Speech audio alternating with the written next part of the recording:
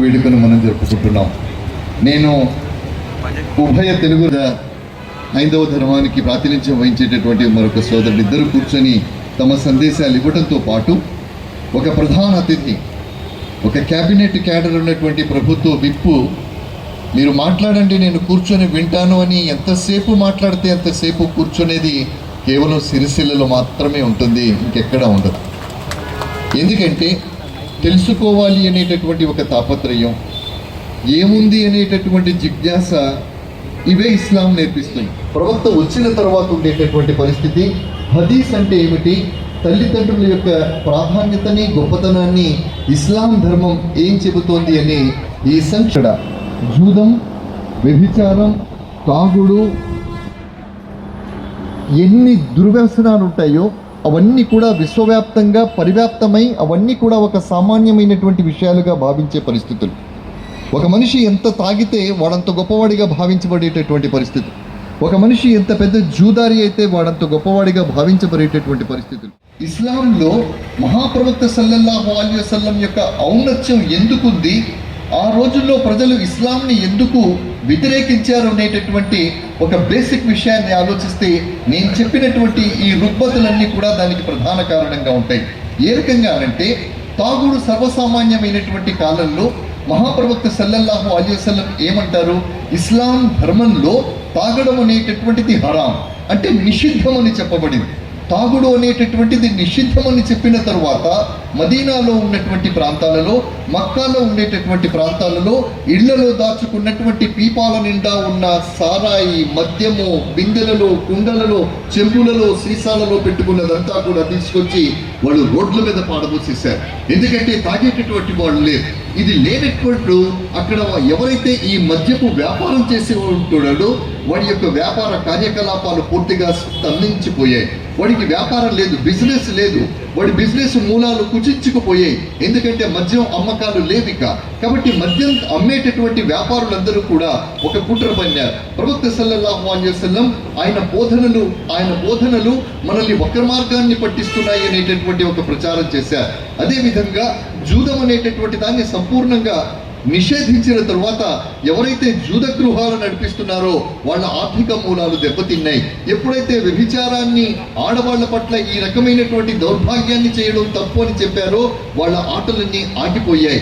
ఎప్పుడైతే వడ్డీ వ్యాపారాన్ని సంపూర్ణంగా ఇస్లాం నిషేధించిందో, ఎవరైతే 10 రూపాయలు, 20 రూపాయలు, 30 రూపాయలు, 50 రూపాయలకు తీసుకునేటటువంటి వడ్డీ వ్యాపారం పూర్తిగా సమసిపోయింది. అంటే ఆ రోజుల్లో ఎన్ని దుర్మార్గపు చేష్టలు చేసేటటువంటి వ్యాపార కార్యకలాపాల పెట్టుబడిదారులు ఉంటారో వాళ్ళందరికీ కూడా ఆర్థిక మూలాలు సర్వనాశనం చేసింది ఇస్లాం. కాబట్టి వాళ్ళందరూ కూడా విశ్వ ప్రవక్త సల్లల్లాహు అలైహి వసల్లం మీద కక్షగట్టి ఈ ధర్మాన్ని ఎవరైతే ఆచరిస్తున్నారో వాళ్ళు ఆ ధర్మం వైపు వెళ్లకుండా ఉండడం కోసం ప్రవక్త బోధనల్ని తప్పు అని చెప్పి నిరూపించేటటువంటి ప్రయత్నాన్ని చేసి ప్రవక్త వెంబడబడి ప్రవక్తను హింసించినటువంటి రోజులు. ప్రవక్త సల్లల్లాహు అలైహి వసల్లం ఈ ప్రపంచానికి రావడానికంటే ముందు ఏ రకమైనటువంటి వాతావరణం ఉండేది? ఒక ఊర్లో ఒక ఒంటె ఒక పొలంలోకి వెళుతుంది. ఆ పొలంలోకి వెళ్ళినప్పుడు అక్కడ కొన్ని పక్షి గుడ్లు ఉంటాయి. ఈ ఒంటె చూసుకోకుండా ఆ పక్షి గుడ్ల మీద కాలు పెడుతుంది. కాలు పెట్టిన తర్వాత గుడ్లు చితికిపోతాయి, గుడ్లు పగిలిపోతాయి. ఎవరైతే ఆ పొలపు యజమాని ఉంటాడో అతను చూస్తాడు, ఆ పక్కింటి వాడి యొక్క ఒంటె ఈ గుడ్లని చితగొట్టడం ఏదైతే ఉందో అది ఓర్వలేనటువంటి వాడు ఏం చేస్తాడు, వెంటనే ఒక బాణం తీసుకొచ్చి ఒంటెను చంపేస్తాడు. ఒంటెను చంపేయగానే ఒంటె యజమాని ఎవరైతే ఉంటారో వాడికి కోపం వస్తుంది. తెలియకుండా ఒంటె చేసినటువంటి తప్పుకి ఈ ఒంటెను చంపడం ఎంతవరకు సమంజసమని వెళ్ళి వీడు తలవారు తీసుకొని ఆ పొలం యజమాని ఎవరైతే ఉంటాడో వాడి తలకాయను నరికేస్తాడు.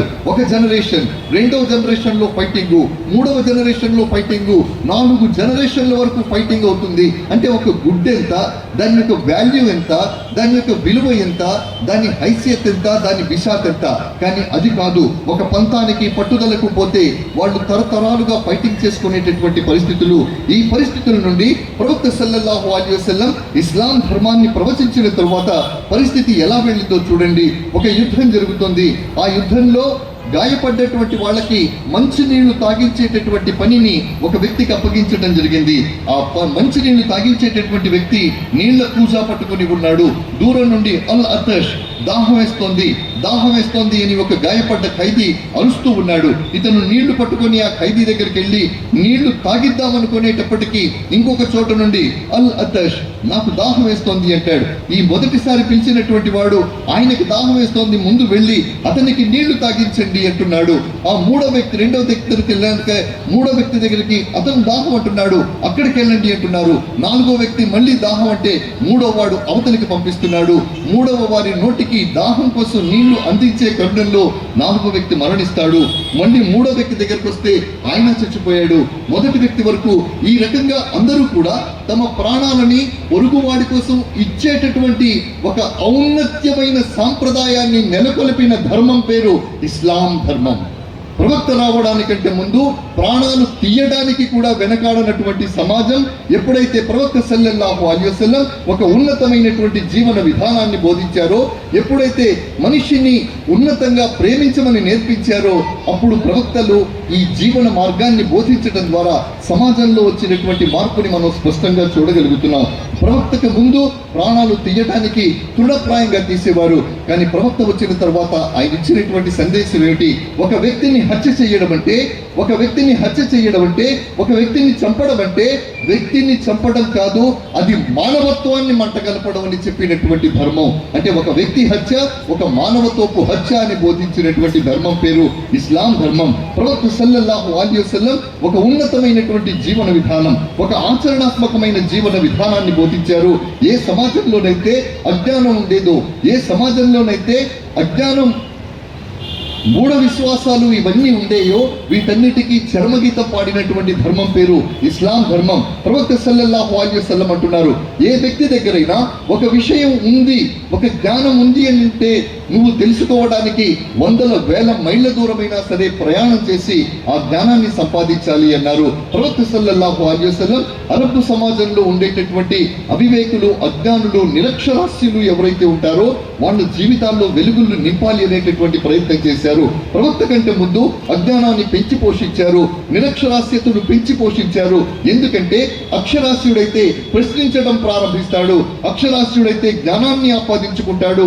ఎవడైతే జ్ఞానాన్ని ఆపాదించుకుంటాడో, జ్ఞానం సంపాదించినటువంటి సమాజం ప్రశ్నించడం ప్రారంభిస్తుంది, తమకు జరిగేటటువంటి అన్యాయాల మీద నిలదీసేటటువంటి ప్రయత్నాన్ని చేస్తుంది. కాబట్టి వాళ్ళని సమూలంగా ముందే సమసిపోయే విధంగా చేస్తే, నిరక్షరాస్యులుగానే ఉంచితే హ్యాపీగా మన పని మనం చేసుకోవచ్చు అని భావించినటువంటి సమాజంలో ప్రవక్త సల్లల్లాహు అలైహి వసల్లం ఎడ్యుకేషన్ సిస్టమ్ మీద ఆయన చాలా ప్రాధాన్యతను పెట్టారు. ఎడ్యుకేషన్ అనేటటువంటిది మనిషి జీవితంలో అత్యున్నత ప్రాధాన్యత కలిగినటువంటి అంశంగా అన్నారు. ప్రవక్త సల్లల్లాహు అలైహి వసల్లం పట్టుబడ్డటువంటి బానిసలు, యుద్ధ ఖైదీలు ఎవరైతే ఉంటారో వాళ్ళని ఏమనేవారంటే, నేను మిమ్మల్ని విముక్తులు చేస్తాను, అయితే మీరు సమాజంలో ఉండేటటువంటి ఒక 10 మంది నిరక్షరాస్యులకి అక్షర జ్ఞానాన్ని అందించండి, 10 మందికి అక్షరాస్యుల్ని చేయండి, అప్పుడు మిమ్మల్ని విడుదల చేస్తాను అని చెప్పి ఈ రకంగా వాళ్ళు కూడా చాలా సంతోషంగా అక్షర జ్ఞానం నేర్పించేవారు, వాళ్ళకి జ్ఞానాన్ని సంపాదించి పెట్టేవారు. ఈ రకంగా ఇస్లాం సమాజంలో ఎడ్యుకేషన్కి ఇచ్చినటువంటి ప్రాధాన్యత లాంటిది. ఆయా ఆ రాజు బిడ్డను అల్లారు బుద్ధిగా పెంచుతుంది. ఓ రోజు ఆరు బయట మనం చందమామ రావే, జాబిల్లు రావే అని చెప్పి చూపించుకుంటూ పిల్లలకు భోజనం పెట్టేటువంటి సందర్భం మన తల్లులు అనేక ఈ రోజు డాబాలైనాయి. అందులో డాబాలు గోడీళ్ళు ఉన్నప్పుడు బయట ఆరు బయట పడుకున్నప్పుడు చందమామ రావే, జాబిల్లు రావే అని చెప్పి కథ చెప్తూ భోజనాలు చిన్నపిల్లలు తినిపించేటువంటి సందర్భం కూడా మనం చూసినాం. ఆ విధంగా ఆ రాజు కూతుర్ని ఆ ఆయా పని మనిషి మంచిగా పెంచుతుంది. ఓ రోజు బయట ఆరు బయటకు వెళ్ళి తినిపించమని ఆ అమ్మాయి చెప్పడం, మహారాజు చేయడం, బయటకు వెళ్ళి ఆ అమ్మాయికి భోజనం తినిపిస్తుంది. ఈ లోపల ఆకాశంలో గద్ద విషపామును, విషనాగును తీసుకుని వెళ్తుంది. గద్ద ధర్మం తినడానికి నాగుపాము గద్ద నుంచి విడిపించుకునే ప్రయత్నం చేస్తుంది, సాధ్యం అవుతలేదు. ఈ లోపల విషం తన నోటి చుక్కలుంచి వచ్చింది. ఈ తల్లికి తెలియదు బిడ్డను ఏదైతే హాయిగా పనిచేస్తున్నటువంటి ఆ తల్లికి తినిపించే భోజనంలో ఆ విషపు చుక్కలు పడ్డదని. కానీ ఆ విషపు చుక్కలు పడ్డాయి. ఆ రాజు బిడ్డ ఈ ఆయా తినిపించిన భోజనంతో మరణించింది. తర్వాత సభలో పిలిచి ఈ తప్పుకు కారణం ఈ చనిపోవడానికి కారణం ఆయానే కాబట్టి ఆయానే శిక్షించాలని చెప్పినటువంటి చర్చ జరుగుతున్నప్పుడు ఆయా వల్లనే మరణించింది, ఆయా వల్ల మరణించింది, ఆ పని మనిషి తప్పిద వల్ల జరిగిందని చెప్పి అబాండాలు వేస్తున్న సందర్భంలో నిజాలు తెలుసుకోకుండా ఏం జరిగిందో తెలుసుకోకుండా అబాండాలు వేసిన తర్వాత పాప పుణ్యాల లెక్క వచ్చింది. ఎవరికి పాపం పంచాలి, ఎవరికి పుణ్యం పంచాలని. కొందరు అన్నారు ఆ గద్దనే అంటే పాప పుణ్యం లెక్క పెట్టేవారికి మన మానవ మాత్రం తెలియకపోవచ్చు, కానీ పాప పుణ్యాలు లెక్క పెట్టేవాడి మేము యమధర్మరాజు అంటాం. మీరు కూడా యమలోకం ఇప్పుడు ఇంతకుముందు అన్నారు, స్వర్గలోకం అన్నారు. చిత్రగుప్తుడు ఉంటాడు, బహుశా అందులో ఈ మతంలో కూడా తప్పు చేసిన దండన వేసేవారు ఉంటారు. ఆ విధంగా అక్కడ చర్చ జరుగుతూ ఉంది. ఇప్పుడు ఎవరికి దండన వేయాలి, ఈ ఈ అంశానికి సంబంధించినటువంటి మంచి చెడు కూడికలు ఎవరిపై వేయాలని చెప్పి చర్చ జరుగుతుంది. చిత్రగుప్తుడు అడిగినప్పుడు కానీ యముడికి చెప్పినప్పుడు లేకపోతే దైవికంగా ఆ అల్లానే అనుకుందాం అన్నప్పుడు గద్ద తన ఆహారంగా నాగుపాము తీసుకొని వెళ్ళింది. నాగుపాము రక్షించుకునే క్రమంలో విషపు చుక్కలు విరిచింది. ఆ విషపు చుక్కలు ఈ అన్నంలో పట్టి తెలవకుండా ఆయా తినిపించింది. చనిపోయినటువంటి సందర్భంలో వాస్తవాలు తెలుసుకోకుండా చెడు ప్రచారం చేసినటువంటి వారికి ఈ శిక్షను వేయమని చెప్పినటువంటి చరిత్ర మనం చూసినాం. అంటే మన ముందు తెలియక ముందు ఎవరిపైన కూడా అబాండాలు వేయకూడదు అని చెప్పడానికి నీతి ఈ కథలో నాకు కనిపించిందని మాట ఈ సందర్భం చెప్తా ఉన్నాను. అంటే మహమ్మద్ ప్రవక్త కూడా ఆ రోజుల్లో 15వ దశాబ్దంలో 1500 సంవత్సరాల క్రితం జన్మించినట్టు వారు 1501 జన్మం అంటే బహుశా 63 సంవత్సరాలు వారు జీవించిన కాలంలో, ఆ కాలంలోనే ఇన్ని చక్కటి బోధనలు తీసుకొని వచ్చిందంటే మన ధర్మం ఆనాటి నుంచి కూడా, అది హిందూ ధర్మం కానీ క్రైస్తవ ధర్మం కానీ ఈరోజు ఇస్లాం ధర్మం కానీ అందరూ కూడా తమ వారిని తమ మతాన్ని ఆరాధించేటువంటి అందరికీ కూడా చక్కటి బోధనలు చేసిందని చెప్పడానికి కోసం ఉపయోగపడేటువంటి కథనాలు అనేక మనం చిన్నప్పుడే చదువుకున్నప్పుడు బాలశిక్షలు కూడా చక్కగా అంటే మనం ఎదుటి వారిని గౌరవించాలి, ఆరోగ్యము మహాభాగ్యము, పరిశుభ్రతను మనం పెంపొందించుకోవాలి. ఈ విధంగా అనేక కార్యక్రమాలు మన చిన్ననాటి నుంచి కూడా నేర్చుకున్నటువంటి సందర్భాలు కూడా మనం చూసినటువంటి పరిస్థితిని ఒకసారి గుర్తించుకున్నటువంటి ప్రయత్నం చేస్తూ మరి ఇక్కడ ముస్లిం సోదరులు ప్రతి ఏటా కూడా మహమ్మద్ ప్రవక్తకు సంబంధించిన జన్మదినం సందర్భంగా వారి యొక్క ఆలోచన విధానాన్ని ఈ తరానికి, ఈ తరం ప్రజలకు, ఈ తరం ఉన్నటువంటి యువతకు వారి యొక్క ఆలోచన విధానాన్ని చెప్పేటువంటి ప్రయత్నం చేస్తూ వారి ఆశయాలను, వారి బోధనలను మనం ఇప్పుడు కూడా ఇంకా నడుచుకోవాలి అనేటువంటి భావన చెప్పేటువంటి ప్రయత్నం చేయడం శుభదాయకం అన్నమాట సందర్భం చెప్తూ ఈ క్రమంలో పోయినసారి కానీ గతంలో కూడా వచ్చినప్పుడు మిత్రులు ముఖ్యం మొయినుద్దీన్ గారి యొక్క తెలుగులో అనువాదం వారు చక్కగా వారు చెప్పినటువంటి సందర్భాన్ని వినడం జరిగింది. వారు ఇప్పుడు కూడా చెప్పినటువంటి అనేక సూక్తులు అంటే వారు చెప్పింది ఇంచుమించు నేను అనుకుంటా 50 నిమిషాలు విన్నా, 50 నిమిషాలు విన్నా.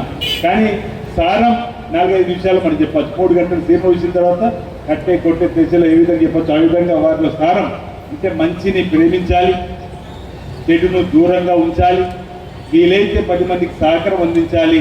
ఈరోజు మహమ్మద్ ప్రవక్త చెప్పిన విధంగా ప్రతి ఒక్కరు కూడా విద్యావంతులు కావాలి, సామాజిక సేవలో, సాంఘిక సేవలో మనం సైతం ఉండాలి, పేద ప్రజలకు అండగా నిలబడే ప్రయత్నం చేయాలని చెప్పినటువంటి కార్యక్రమం వారి యొక్క స్పీచ్లు మనం విన్నాం. ఆ రోజు మహమ్మద్ ప్రవక్త చెప్పింది కూడా ఈ తరం చెప్పే క్రమంలో మనందరూ కూడా ఆచరిద్దాం, ఆ ఆలోచనలు నడుద్దాం, వారి బాటలు నడిచే ప్రయత్నం చేస్తూ సమాజాన్ని మరింత ముందుకు తీసుకుని పోయే విధంగా కులాలకు అతీతంగా, మతాలకు అతీతంగా, ప్రాంతాలకు అతీతంగా మన ప్రాంతాలు మనం ముందుకు తీసుకుపోయే క్రమంలో అలాంటి వారి ఆలోచన తీసుకొని పోవడంలో నా వంతు తప్పనిసరిగా సహకారం ఉంటుంది.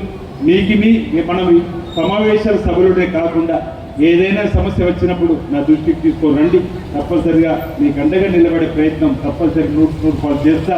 అది ఉన్నా లేకున్నా ఒకే రకంగా ఉన్నటువంటి సందర్భంలో నేను మీ వెంట నిలబడే సందర్భం నా ప్రాంతంలో ఉన్నటువంటి వారితో మాట్లాడితే మీకు తెలుస్తుంది. ఇప్పుడే కొత్త ఈ ప్రాంతంతో పరిచయం ఏర్పడే క్రమంలో కూడా మీతోని ఆప్యాయతను, ప్రేమను, అనురాగాన్ని పెంపొందించుకునేటువంటి ప్రయత్నం చేసే క్రమంలో నన్ను ఆహ్వానించుకు వచ్చినటువంటి పెద్దలతో మాట్లాడినప్పుడు కూడా కొన్ని విషయాలు నేర్చుకోవడం జరిగింది, కొన్ని విషయాలు తెలుసుకోవడం జరిగింది. మహమ్మద్ ప్రవక్తకు సంబంధించిన అంశాలు కానీ ఆ రోజు కూడా నన్ను దగ్గరుండి చూసినప్పుడు నేలలో ఉన్నటువంటి ఆలోచన కూడా మత పెద్దలుగా మీకు ఉన్నటువంటి కుల పెద్దలు ఉన్నటువంటి వాళ్ళు, సంఘ పెద్దలు ఉన్నటువంటి వాళ్ళు కూడా నాకు ఆలోచన విధానం దగ్గర ఉండి చూడడం జరిగింది. భవిష్యత్తులో తప్పనిసరిగా నాకంటూ అవకాశం, నాకంటూ సహకారం వచ్చినప్పుడు సేవ రూపంలో తప్పనిసరిగా అల్లాను మీరు ఏదైతే ప్రేమతోటి దేవుడిగా భావించి ముందుకు పోతున్నారు, మేము కూడా హిందువులో కూడా దేవుడిగా ముందుకు ఈరోజే అయ్యప్ప ఆలయంలో మధ్య వెళ్ళడం జరిగింది. 1,16,00,000 కుంకుమ పూజలు జరిగిన క్రమంలో శ్రీ లలితా త్రిపుర సుందరి వారి అమ్మవారి యొక్క సంకీర్తనలు జరిగిన క్రమంలో, అంటే మంచి జరిగే క్రమంలో ఈరోజు కూడా ప్రవక్త గారి జన్మదినం వచ్చే క్రమంలో మీ ప్రార్థన ఇంతకుముందు మొయినుద్దీన్ గారు ఒక మాట అన్నారు, భూమాత మేము ఐదు మార్లు దండం పెడతాం లేదా ముద్దాడతాం. మేము కూడా ప్రతినిత్యం లేవగానే ముందుగా తల్లి భూమాత దండం పెట్టుకొని లేచే క్రమంలో ఇన్ని ప్రార్థనలు కలిసినేమో, ఇటు మీ ప్రార్థనలు మా ప్రార్థనలు ఎల్లినిన్ను అనే ప్రభావం నుంచి మన ప్రాంతంలో దూరంగా వెళ్ళిపోయి వర్షాలు బ్రహ్మాండంగా పడుతున్నాయి. 5 మార్లు ఈ మీరు చేసే ప్రార్థనలు మేము కూడా వర్ణయాగం రాజన్న ఆలయంలో చేసినాం, బాసార్లు చేసినాం, యాగిరూట్లు చేసినాం, అదేవిధంగా కొండగట్టు గిరిప్రదక్షిణ చేసినాం. ఎల్లినిన్ను అనగానే మనందరూ కూడా భయపడ్డాం, ఈసారి వర్షాలు ఉండవు, తాగునీటికి ఇబ్బంది అని చెప్పారు. కానీ అందరూ కూడా మీరు మేము అన్ని వర్గాలను కలిసి ఆ భగవంతుడిని ప్రార్థిస్తే, అల్లాను ప్రార్థిస్తే ఈరోజు మనకు చక్కటి వర్షాలు వచ్చి డ్యాములు నిండిన పరిస్థితి వస్తుంది, చెరువులు నిండే పరిస్థితి వస్తుంది. భయం పోతా ఉంది. అంటే మన సనాతన సాంప్రదాయం కూడా కాపాడుకునే ప్రయత్నం చేస్తూ ముందుకు పోవాల్సిన అవసరం ఉంది. ఆధునికత ఎంత పెరిగినప్పటికీ కూడా, టెక్నాలజీ అనేది ఎంత ముందుకు వెళ్తున్నప్పటికీ కూడా మన యొక్క సాంప్రదాయాన్ని మనం కాపాడుకుంటూ ముందుకు పోయేటువంటి సందర్భంలో మంచి జరుగుతుంది అనే దానికోసం నిదర్శనం కూడా మనకు కొన్ని సర్కారాలు కనిపిస్తూ ఉన్నాయి. ఐ లవ్ ఇండియా అన్నాడు ముక్కు మొయినుద్దీన్ గారు. అవి మన యొక్క ప్రాంతాన్ని మనం ప్రేమించుకునే క్రమంలో వాస్తవమే. మన హైదరాబాద్కి వెళ్ళి సిరిసిల్లకు వస్తుంటే బ్రిడ్జికి రాగానే అబ్బా ఇంటికి వచ్చేసినామని చెప్పి అనుకుంటాం. మేము వేరే బ్రిడ్జికి పోగానే అబ్బా మేము రాజన్న మీ దగ్గరికి వచ్చినామని చెప్పి అనుకుంటాం. అంటే జన్మభూమిపై ఉన్న లవ్ ఎఫెక్షన్. విమానంలో వచ్చినప్పుడు కూడా ఇండియా వచ్చిందని అనౌన్స్మెంట్ ఇచ్చిందనుకోండి, అది ఆనందం వేరే మాట చెప్పింది. అంటే మన పుట్టిన గడ్డపైన ప్రేమ, మన జన్మనిచ్చిన తల్లిదండ్రులను పోషించేటువంటి కార్యక్రమం, మనకు చదువు నేర్పిన విద్యాబుద్ధులు నేర్పినటువంటి గురువులపై ఉన్నటువంటి నమ్మకము, ప్రేమ మనం ముందుకు తీసుకుపోయే క్రమంలో మా పురాణాల్లో అయితే ఏదైనా పూజా కార్యక్రమం కూర్చున్నప్పుడు మీ తల్లిదండ్రులు ముందు గుర్తు తీసుకోమంటారు. తర్వాత మీకు చదువు చెప్పిన గురువును కూడా మీరు కూడా చేసే క్రమంలో, అంటే మన సమాజం మనకంటే పెద్దలను గౌరవించి చెప్పేటువంటి కార్యక్రమం చెప్పేటువంటి సందర్భం, అదేవిధంగా మహమ్మద్ ప్రవక్త కూడా చెప్పినటువంటి సందర్భంలో మక్కాలో వారు ఇచ్చినటువంటి సందేశం సంబంధించిన అంశాలు చెప్పినప్పుడు అనేక మంది బిలియన్లు ఉన్న అనేక మంది ఆధ్యాత్మికవేత్తలు ఉన్న ఒక బానిస బిడ్డను ఒక చక్కటి ప్రసంగం చేయమని, ఒక చక్కటి ప్రేయర్ చేయమని చెప్పని అవకాశం కల్పించిందంటే అందరూ సమానమే, చిన్న పెద్ద తేడా లేకుండా. నిజమే, మన ప్రార్థన మందిరంలో గుళ్ళో కానీ ఎంత పెద్ద కోటీశ్వరుడైనా దేవుడి దగ్గరికి దండం పెట్టాల్సి, ఎంత పెద్ద కోటీశ్వరుడైనా మసీద్కి వచ్చి అల్లాహ్ ప్రేయర్ చేయవలసింది. అంటే అందరూ సమానమని ఎక్కడ తెలుస్తుంది మనకు? దేవాలయాలకు వచ్చిన తర్వాత. అంటే పాప భీతి పెరుగుతుంది, భక్తి భావం పెరుగుతూ ఉంది.